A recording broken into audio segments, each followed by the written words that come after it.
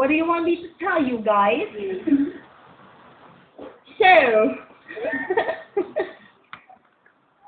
okay, greetings, good friends.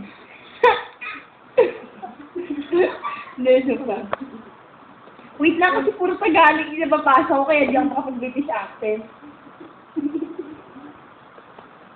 Okay. Si Mama pala nanonood. Naku, yari ako, di pa ako natutulog. Notice na ba? Okay, hindi. Yes. Mami, nakauwi na pala kayo. Nanonood. Nakauwi na pala kayo.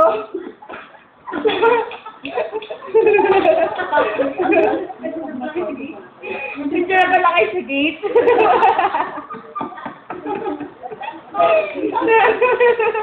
Patay ka. Aray ko.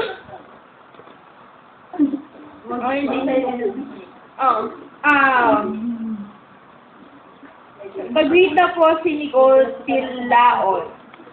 Hello, Nicole. Nasa kapat